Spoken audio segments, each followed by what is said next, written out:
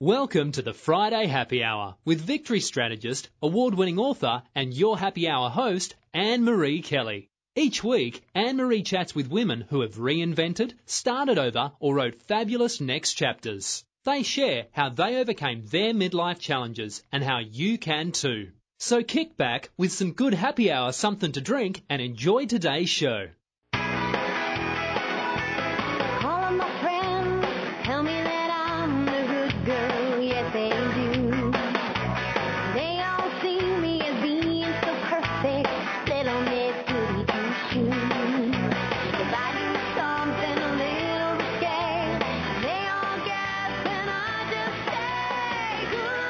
Welcome. You're listening to the Friday Happy Hour with me, Annmarie Kelly, and you know me, I'm that recovering good girl and your victorious woman empowerment partner, and this is where us victory chicks and you guys who care about us meet on Fridays to chat about things we can do to make our lives better and more fulfilling and give us a little jazz and sparkle. Thanks for coming to Happy Hour in this brand new baby year. Say, how often do you check your emails and texts and Facebooks and voicemails? Late last year, I was talking about that with one of my sister members from National Speakers Association. She's a Marsha Egan, and she's a success strategist. One of the ways she helps people become more successful is by helping them reduce the distractions of our devices. So she's coming today to talk with us about two things, inbox detox, and something else that's not a distraction but could create one, the art of giving feedback. So she'll be here in a few minutes. So how was your week? It seems like the hottest thing today is President Trump talking about Haiti. And what he said was bad. Personally, I didn't like it. And I don't like all the tweets and the offhanded remarks. That stuff's unnecessary. But here's the thing. I'm wondering how that Haiti stuff got out. Trump isn't the first president to say something bad in a meeting. And if you study history, and some of you watch the History Channel and some of those style shows, you know that there are other presidents, including more modern ones, who have said things just as bad and just as crude. But we don't really find out about those things until the president leaves office. So this is different. And I wonder if Trump is the first president to have so many people out to get him and calling him everything from a racist to being mentally ill or having dementia.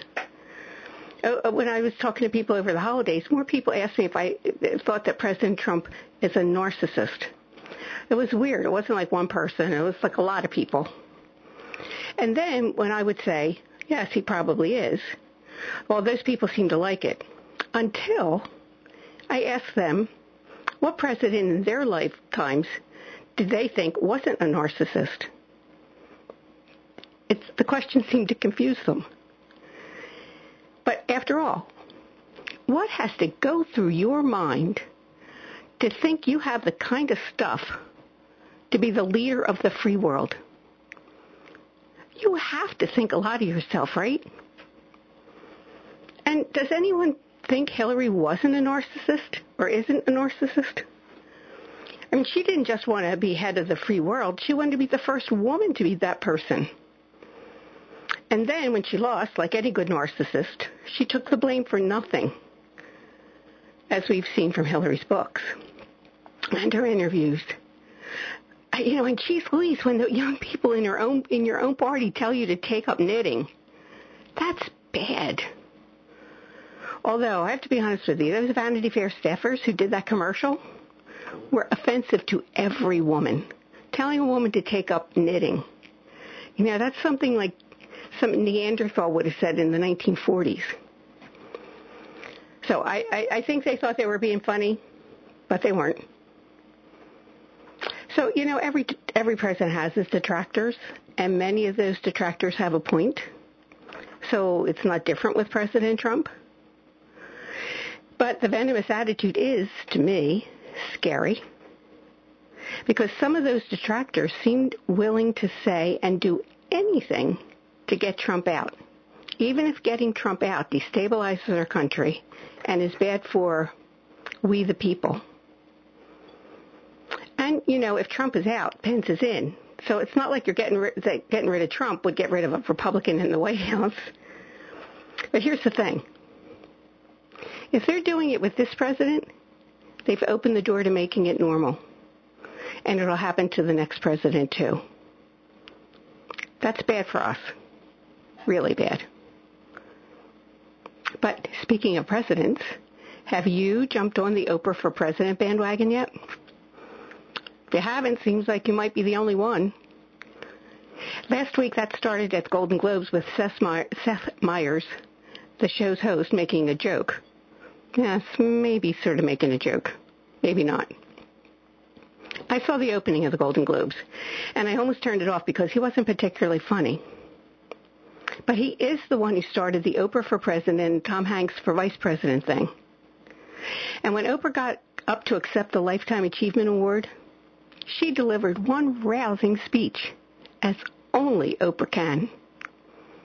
To me, it was very typical Oprah, calling us to be the best of who we are, to speak our truth, the same stuff she's been saying for years and years. She says it, and she delivers it like nobody else. Would she want to be president? I don't know. Her buddy Gayle King, I was watching CBS this morning, and she says no. But, you know, in today's world, we know anything like that can happen. And then there was the hashtag #MeToo movement, which by the time Golden Globes started, hashtag #MeToo had morphed into the Time's Up movement, a new initiative fighting sexual misconduct in Hollywood and beyond. That's the little tagline. But if you watched it, maybe you noticed this too. By the time the Golden Globes were over, the Time's Up movement had morphed out of being against sexual harassment and into pay inequality between male and female actors. Talk about diluting your message. And then, you know what? It reminds me of the Women's March in D.C. last January. The mall was awash in pink hats. And the stage was filled with so many famous women protesting Donald Trump. And then what happened? Crickets. At least from them. Where were all of those famous women when they got off camera? You know, they pretty much did nothing until Gretchen Carlson started talking about sexual harassment. Suddenly, it was hashtag #MeToo. And people like Ashley Judd, who was very vocal last January in D.C., came out to talk about her experience with alleged sexual predator Harvey Weinstein. But where was she in between January's march and her October interview with Diane Sawyer? I didn't see her, or any of the many women who spoke out about sexual abuse. I didn't see them doing anything in November that would result in a positive change. So was it all for show? Well, but then it was Christmas, and all the power women took vacations, and I'm wondering if while they were sunning in some foreign country, someone told them that the fact that they aren't being paid as much as the men was more important than sexual harassment. So I wonder if that's when the hashtag #MeToo became Time's Up. But where are the hashtag #MeToo and the Time's Up movements now? Well, I think yesterday they all got wrapped up and tied with a pretty bow. When it came out that this last Kevin Spacey movie that's being reshot because Spacey was ousted for sexual abuse, well, it came out that the female star Michelle Williams and her co-star Mark Wahlberg, who both agreed to reshoot the Kevin Spacey scenes with his replacement Christopher Plummer, both got paid, except Michelle Williams got paid considerably less than Mark Wahlberg. But guess what? It wasn't Michelle Williams who leaked it. So who leaked that? So I'm betting that it was the studio who's making the movie, because I'm thinking that they're trying to get some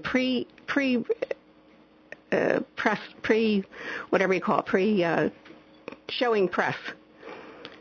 And in Hollywood, people think bad press is better than no press. So this is how so again, they were exploiting something for the purpose of publicity. That's not hashtag #MeToo or Time's Up. Meanwhile, the rest of us women who don't have the power of the platform are waiting on those power women to do something positive.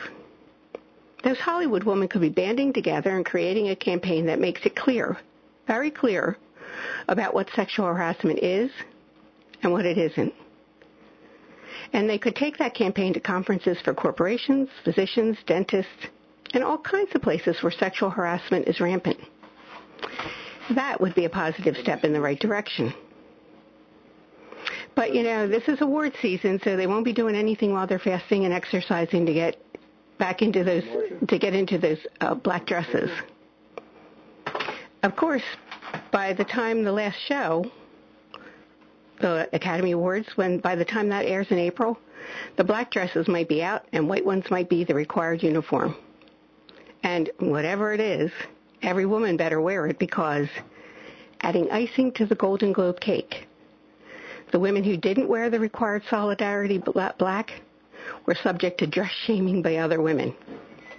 Now, how is it that all those Hollywood types who stand up for freedom of expression only believe freedom of expression is valid if you are in lockstep with their viewpoint? I wonder if those Hollywood women can understand how empty and shallow they appear to be to the rest of us. Probably not.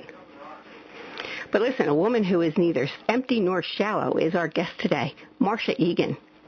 I invited Marsha because, as I mentioned earlier, she helps people become more successful. You might have seen Marsha on the CBS Nightly News or Fox and Friends or CNN, or on the front page of USA Today with her success-building advice. Well, today, she's here with us. So go get some good happy hour something to drink and come back with me and Marsha Egan. You're listening to the Friday Happy Hour. Remember when you wished you had more time for yourself? And now you have it, but you notice you're keeping busy with stuff, but that stuff isn't making you feel happy or filled up? And when you think about what would make you happy and filled up, you get stuck or feel overwhelmed. And then you go back to what's more familiar, more comfortable, even if it's not making you happy. Wouldn't you love to find a way to start making sense of that deep discontent you're feeling? Well, you're not alone. I'm Annmarie Kelly, author, victory strategist, and the radio show host of the Friday Happy Hour. And I know there's a place for you, one that other women have found to be both inspirational and empowering. And it's the Victorious Woman Project. Go there now and get on my mailing list, where you'll be the first to know about my upcoming online workshops, teleseminars, and more. And while you're there, take a couple minutes to look over my blog. You can download some of the free stuff I have for you and let it get your creative juices going. I'm looking forward to meeting you at the Victorious Woman Project. And that's at www.victoriouswoman.com.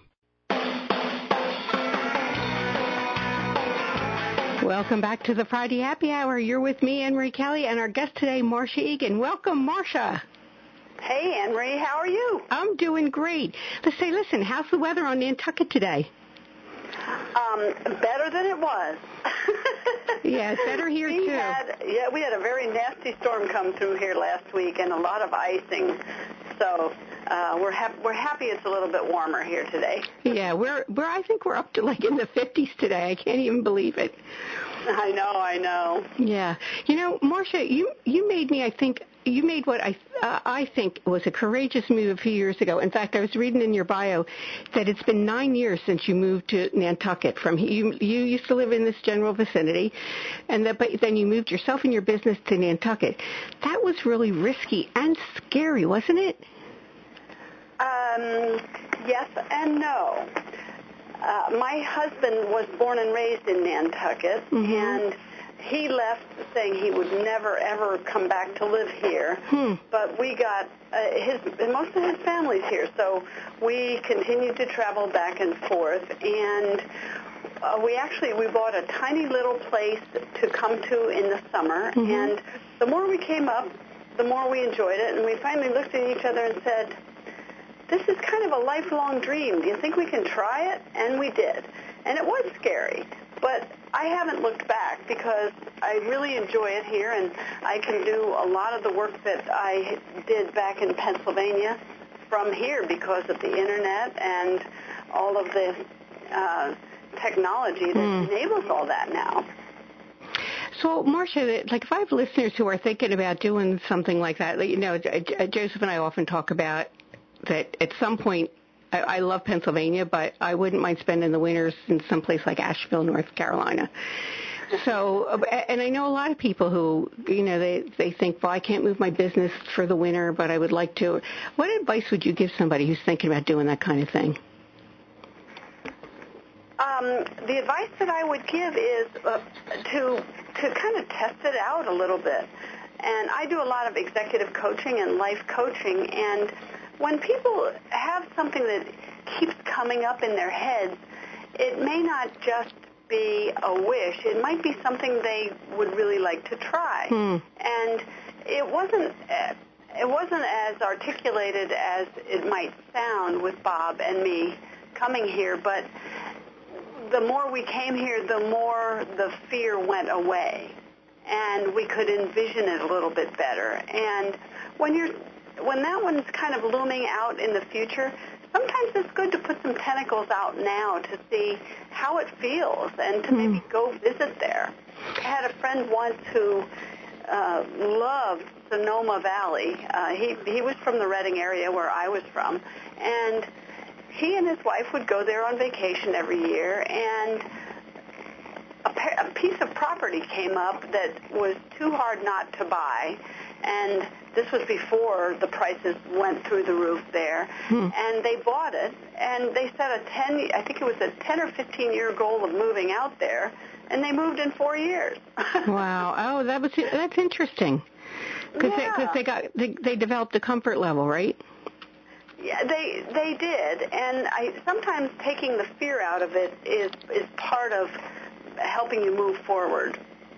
I think sometimes you think at the beginning it's like, oh, I could never do that, and then you go like, well, I wonder what it would be like, and and I think it's like tiny little baby steps until finally you make that kind of move. Yeah, and I think it's a little bit different for each person, and if two people are doing it, you need to have both people in the game. And sometimes one person is quicker on the draw than the other, and if it's just one person, it's a little bit easier. But this has been a really good move for my husband and me. Yeah, that's great, and you love it, right? I love it. Yeah. So, Marsha, you're like walking your talk as a success strategist. You're doing what you tell other people to do. I think that's pretty neat.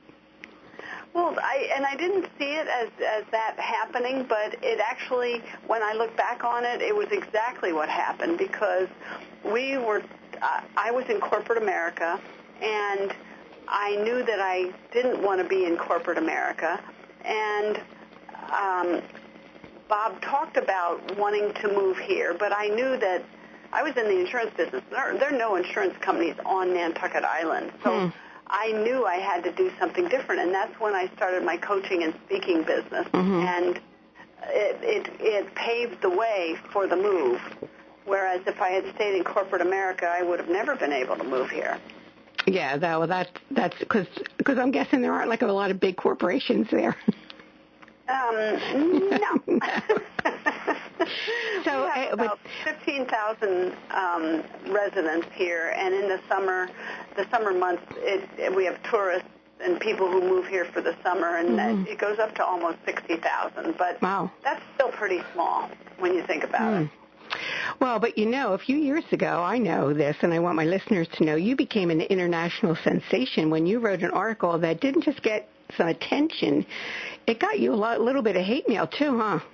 A very little hate mail, but it was the power of the media. I will tell you that I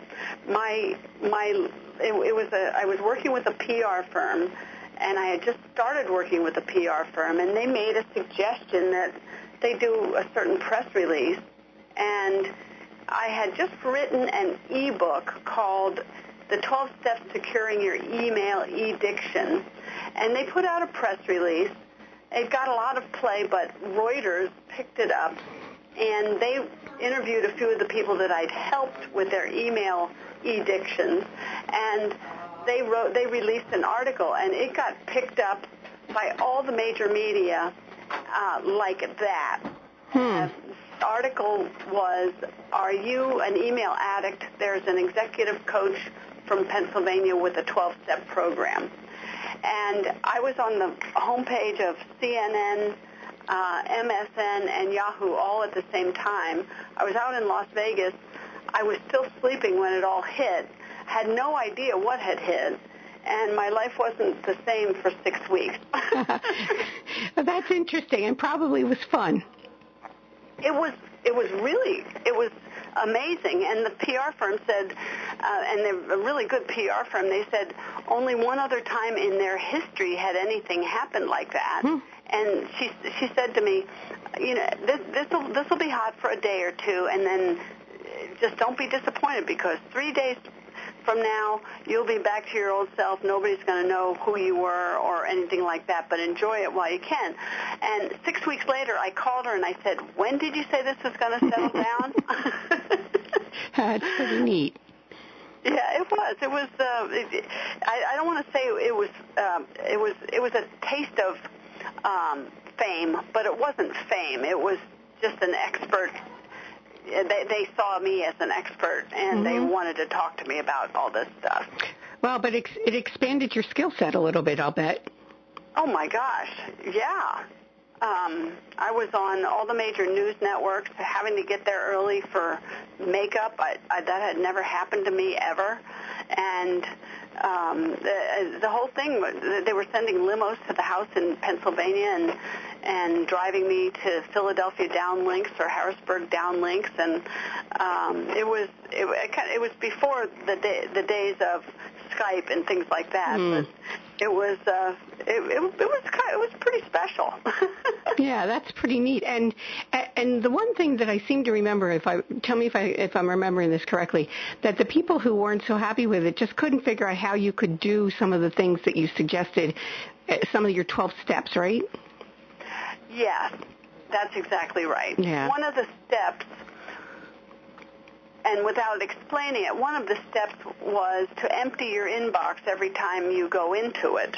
And they thought it meant work it and handle everything that was in your inbox, when what we were talking about basically was file it away to be dealt with at another time. But they didn't get it.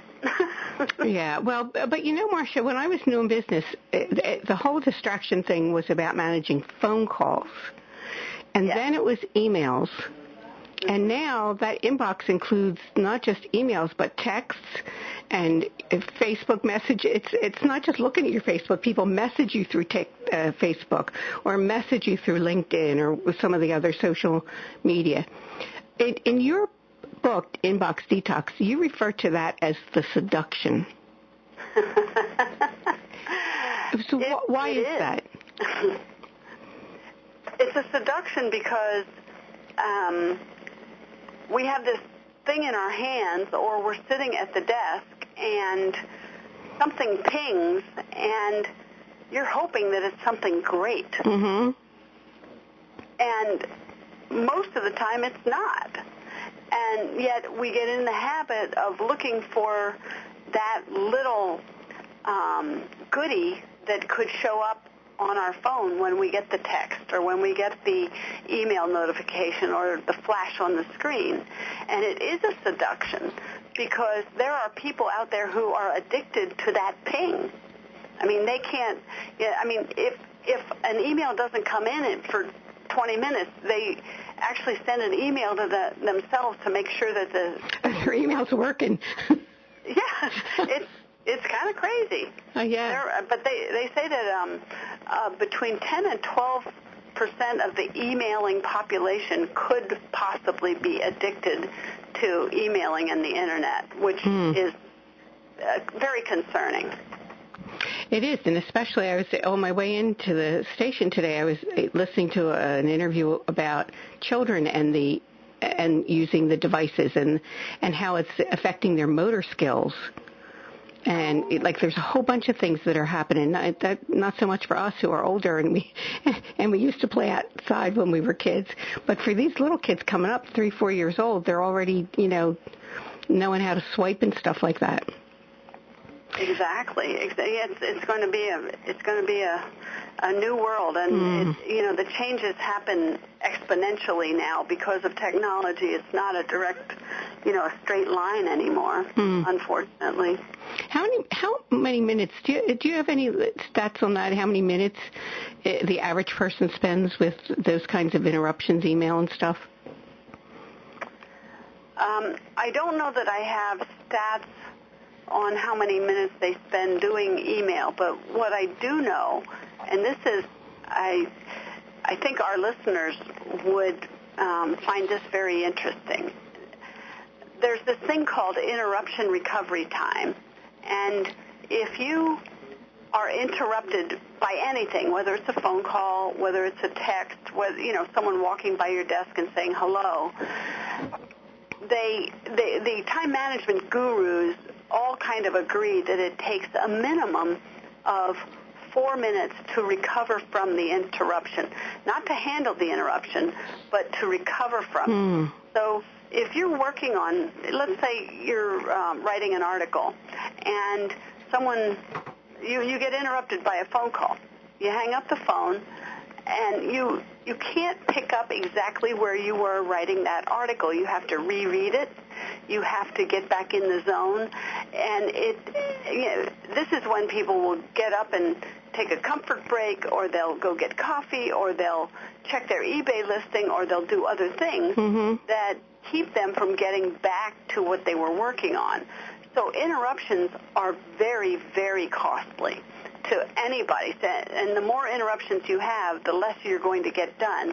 And people don't even realize, because it's only, quote, 4 minutes, they have no idea how much time it's taking out of their day.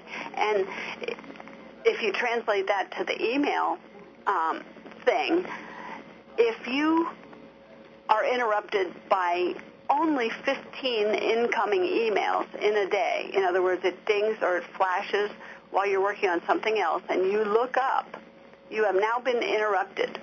And even if it took you only 5 seconds to read the email, now you have that recovery time, and you need to get back to what you were doing. And if you have that only 15 times in a day, that's an hour, 15 times 4 minutes. That's an hour of wasted time where you're recovering from an interruption. And so one of the strategies when I work with clients on all this, Marsha, is, yes? Let's get to we need to take a break. Let's get to that strategy as soon as we come back. Okay, sounds good. Okay, great. Everybody hang in there with us. You're listening to the Friday Happy Hour. Hi, this is Annmarie Kelly, author, victory strategist, and the radio show host of the Friday Happy Hour. I trust you're enjoying my conversation with this fabulous, victorious woman. If you're getting inspired with ideas and feeling empowered, this is just the tip of the iceberg. There's more for you. Tips, downloads, resources at the Victorious Woman Project. Go to victoriouswoman.com and look around and get on my mailing list so you can be the first to know about the newest good things I have for you. That's www.victoriouswoman.com.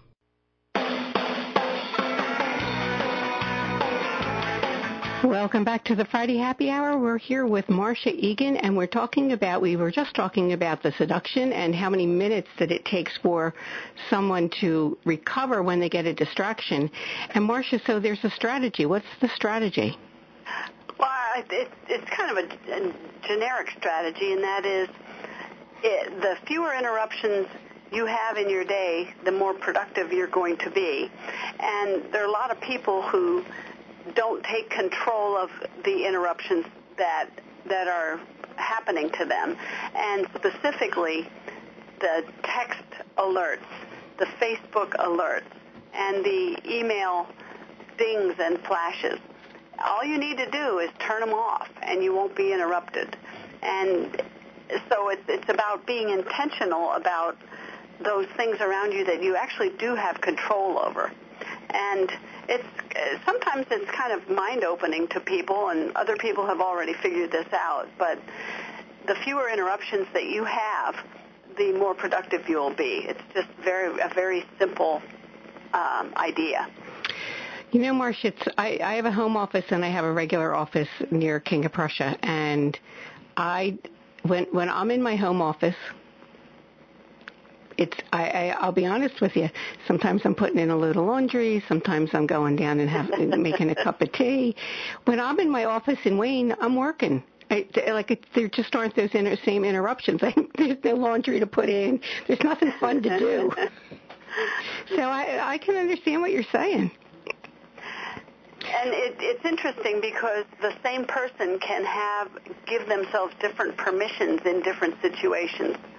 And when I finally escaped from corporate America, we started at 8:15 in the morning, and when I had my own business, I was at my desk at 8:15 in the morning, and I did not take a break until noon, and I would take an hour break.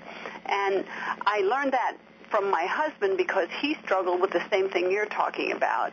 And I knew that taking control of it would be useful to me, and it was. But sometimes you give yourself, especially solopreneurs like you and I, you give yourself permission to do things that you couldn't do when you're working in corporate America, and sometimes that's just fine. Well, I used to say, I take the dogs for a walk because I can.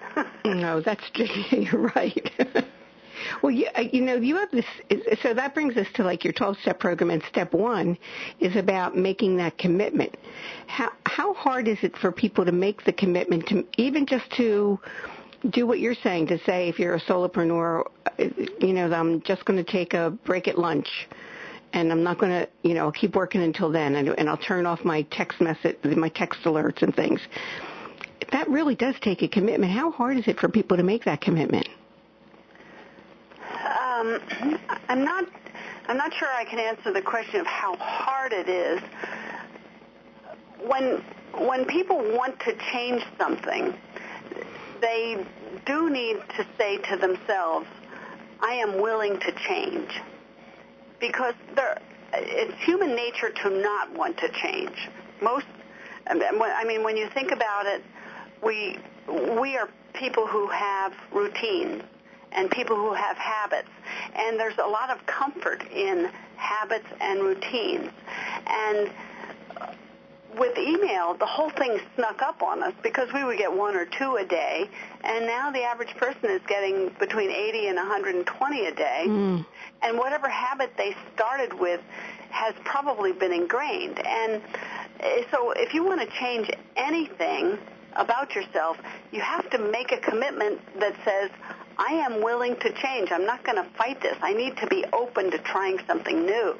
It's uncomfortable, Annmarie. It really is, to change anything about what you're doing. And so that's why, making a commitment to change is important if you're going to try, as an example, if you're going to try to change your emailing habits. And then once you have opened yourself to changing, then we go through more steps that will help you change. But when I take on a coaching client, I say to them, I will not work with you unless you are willing to try some new things, because you came to me because there's some pain. Something isn't working, or you want something to work differently. Well, you can't, to use the old cliche, you can't keep doing what you did and expect a different result. So you do have to try and change. And, it's the first step to broadening your horizons about just about anything. And I think that's true because you talk a lot about habits, and in my work I talk a lot about habits too, because we do hang out in those comfort zones, and even if the habit is unproductive, it's still what we are used to and we're comfortable with it. So I really, sometimes, Marsha, I think people don't understand the power of habits. I would agree with that. And changing a habit and adopting a new habit can be very powerful also. Because if you find yourself not succeeding in something, there may be something habitual that you are doing that is not helping you get to where you want to go. And embracing a new habit can can be very useful. Yeah, I agree with you. And people don't even realize that something they do is a habit. I mean, when you think about it, where do you sit to watch TV in your home? Most people sit in the very same chair every day, in and out, every year. It's true. their chair. Mm-hmm. And it's not a bad habit, but it just underscores that we are creatures of habit. Mm-hmm. And I'm not making a judgment about where you're sitting watching TV, but if someone were to sit in your seat, you walk into the room and you go, where am I going to sit? And it's like, whoa, it's different. Well, Marsha, you know, I know that you're saying what you're saying is true, but one of the funniest things of that is that there was when my mother was still here, there was a summer when she was that she moved in with us, and the first night she sat down in my chair. And I was like, she's sitting in my chair. My mother came to live with me, and she's sitting in my chair. It was so funny. There you go. And I didn't make her move because she's my mother, but somebody else I might have. Exactly. It depends how important it is to you. Mm-hmm. Yeah. You know what, Marsha, we need to take another break, and then I want to talk about, there's two things I want to talk about. I want to see if there's something you can tell my listeners that can help improve their productivity and stress, like something quick that they can do. But you are starting something very interesting about giving feedback, and I think I would like my listeners to know about that. So let's talk about that when we get back. Everybody stay close. You're listening to the Friday Happy Hour. Are you one of those women who lived the first part of your life as a really good girl? That is, you did all the right things and followed all the so-called rules for women? I was like that too. But have you noticed that once you passed 40, you have less patience for those rules? Maybe you even think that the rules really don't make sense for you anymore. Maybe they never did and you just didn't realize it. Do you want to go where other recovering good girls meet to inspire each other and support their new empowered selves? Then join me, Annmarie Kelly, and some very fabulous victorious women. We're on Facebook at the Victorious Woman Project. So go to facebook.com/Victorious Woman Project. I'll talk to you there.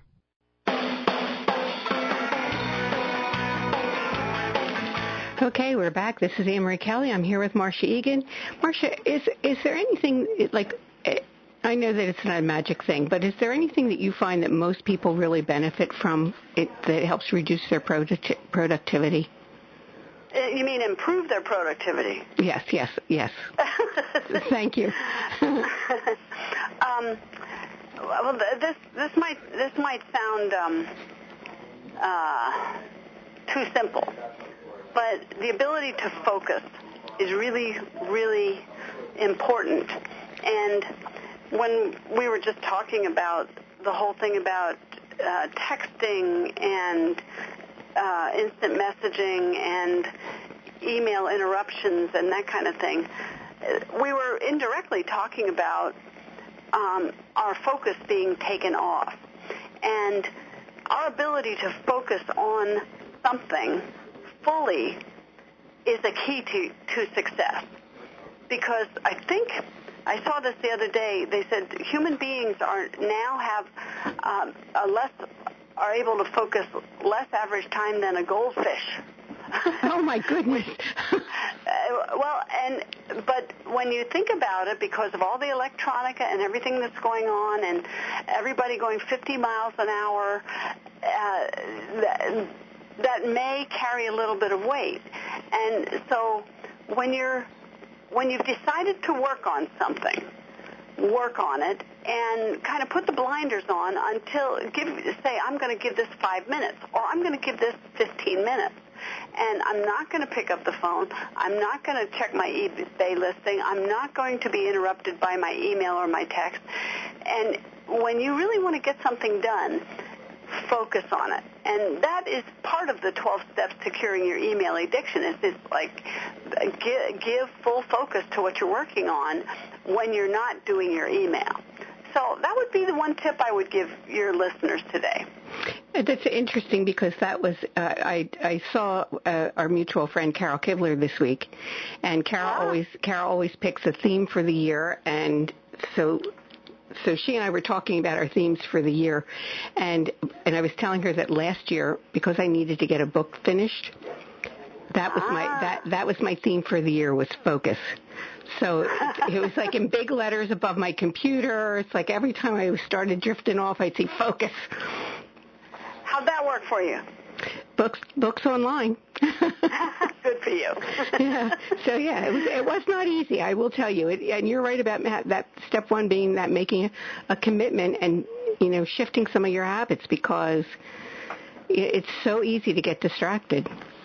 It really is. Yeah. It really is. And I can't hold myself out there to say I'm the most focused person in the world. I know this stuff, but I deal with these issues just as much as everybody else does. It's a real challenge. Well, this month, Marsha, you're focusing on your success strategies on helping people give better feedback. And, that's something that so many of us struggle with. And I don't know if you know that I'm a longtime Toastmaster, and one of the best things that I got from being in Toastmasters was learning how to do an effective evaluation, which is giving a speaker that kind of feedback. How do most people handle letting others know how they feel, giving them that feedback about what's going on for them? Most people really mess it up. Mm-hmm. And the focus of what I've been working on is specifically on how managers and supervisors give employees feedback, but the concepts are essentially the same whenever you're giving anyone feedback. And it was really interesting because I collected over 250 questions from people on what they struggle the most with giving feedback. And I'd say at least a quarter of the questions, I got 250 questions, a quarter of them were, how do I give feedback without upsetting, hurting, or creating defensiveness by the person receiving the feedback? And so I've come up with a formula, and I'm working on that. And your listeners, if you go to my website, marshaegan.com/FB, which stands for feedback, you can see a little bit more about what we're doing. But the answer, I don't want to oversimplify it, but when you hold respect for the person that you're giving feedback to, instead of acting like you're better than they are or upset with them because they screwed up or anything like that, when you have ultimate respect and belief that they can fix it and that they're capable of fixing it, it settles everything down.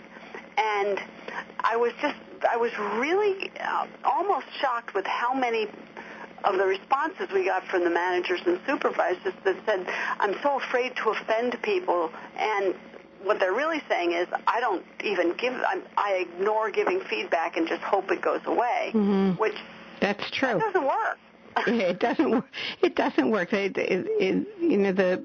In my book that I finished last year, The 5-Year Marriage, that's really crucial. And how many times, and you've seen it probably as many times as I have, where there's a couple that they're having an issue and they don't want to talk about it. They don't want to express what it is. That whole idea of being honest and giving feedback, so they just sort of hope it goes away. And eventually it does when they're getting a divorce. Yes.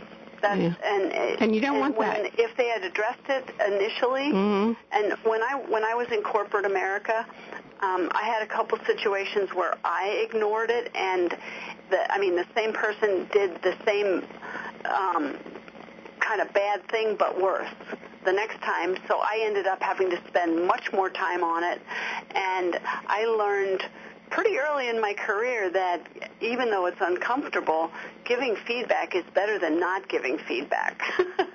And so I came up with a formula. It's called the feedback formula, and it's an 8-part formula that helps people do it. And I think it applies in just about every situation. The other thing that was very interesting in getting these answers or questions was, how do I give feedback to my boss? I was not expecting to get that question. And I got at least 10 questions saying, how do I give feedback to my boss? Which can be very awkward. Sure. Yes, you fear for your job, so you really don't want to say something. Right. Yeah.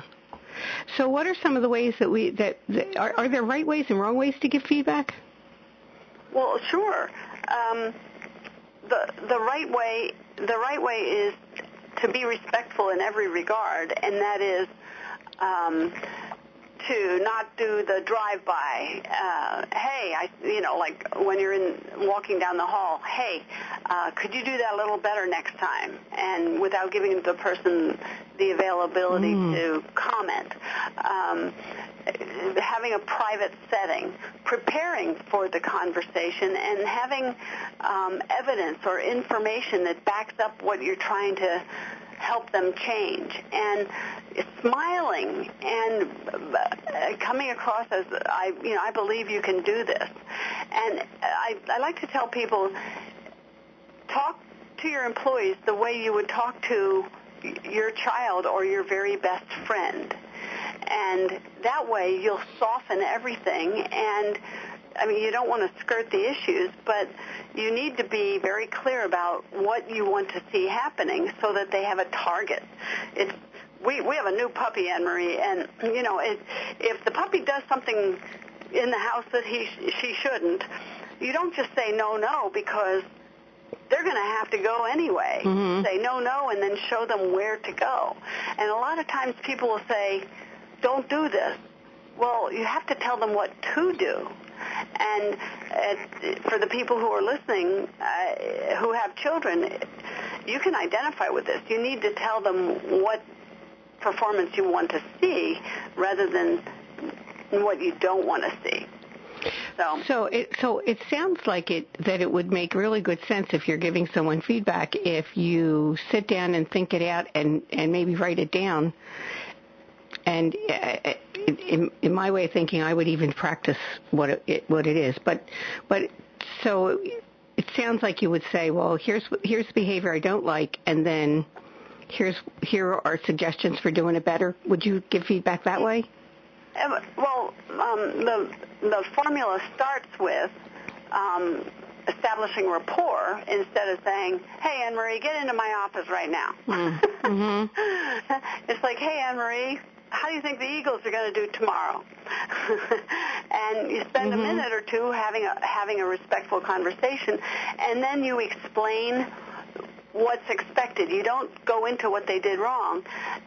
Annmarie, I think you know that it's really useful for everybody to be at work and at their desk by 8 o'clock when we start working. And then the next step is, I've noticed in the last 3 weeks, on Tuesday you were 10 minutes late, on Thursday you were 18 minutes late, and on Friday you were 20 minutes late. And now you've just set yourself up to explain what it is you want them to see. And that is, we want you to be at your desk and working. And then, the other part of it is give them a chance to talk it out, because there's probably a good reason, or at least they have a reason for their lateness. And even though you don't give in to it, what you can do is acknowledge the fact that they're talking about it, and then reaffirm. And you ask for commitment. You say, can I count on you to be at work and at your desk by 8 o'clock from here on out? And they'll always say yes. They'll say yes to the boss. That's true. So, that's a good way to do it. It's interesting because I'm thinking about in some of the work I've done with employee assistance programs where caregivers who are taking care of their, maybe they're taking care of parents, and something has happened in the course of a week, which is something that could have caused lateness or distractions in a meeting or something like that. And sometimes if you just let that go, then you just build up a negative feeling about that person and say, well, they're just not interested in the job. Versus if you ask them and find out what's going on, you can be more not just sympathetic, but you might be able to refer them to some place where they could get help that could help them with that situation.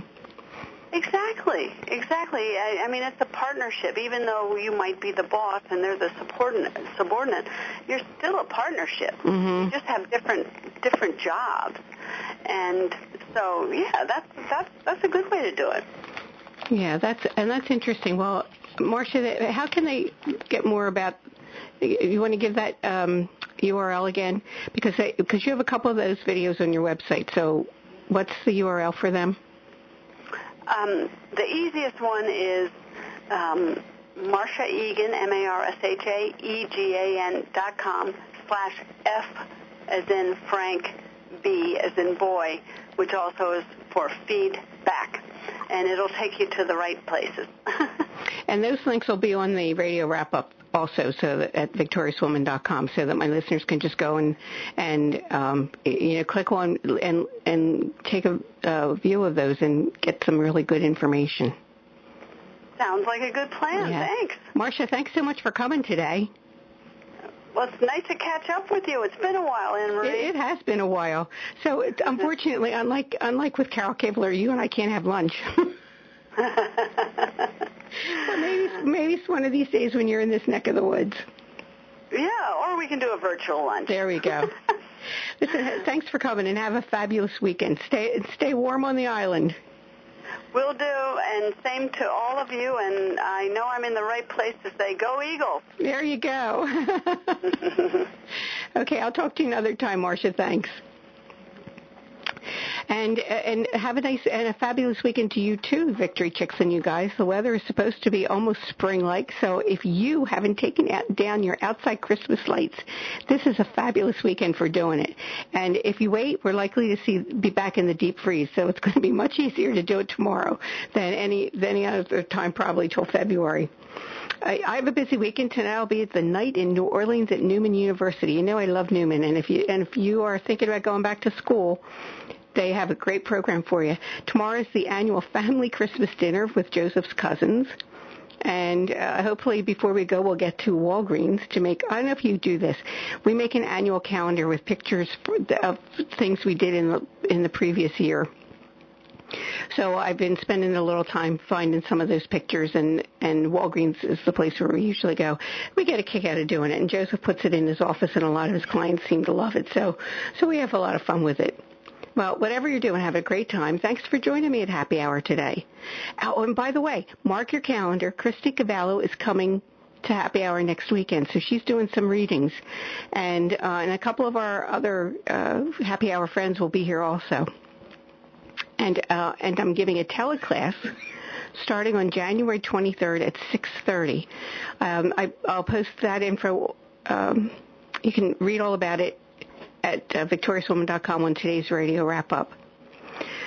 And today's quote is it's funny. I got it from Pinterest, so I don't know who said it, but I really liked it. And when I read it, it gave me some energy. So before we go, I'm going to share it with you. And this is the quote. This is the year I will be stronger, braver, kinder, and unstoppable. This is the year I will be fierce. So all you Victory Chicks and you guys, be fierce this weekend. And come back with me next weekend. Have a fabulous one. Chen's on. Thanks for listening to this Friday Happy Hour. Make sure you subscribe, rate and review today's show. And join us again next week for the Friday Happy Hour with Annmarie Kelly.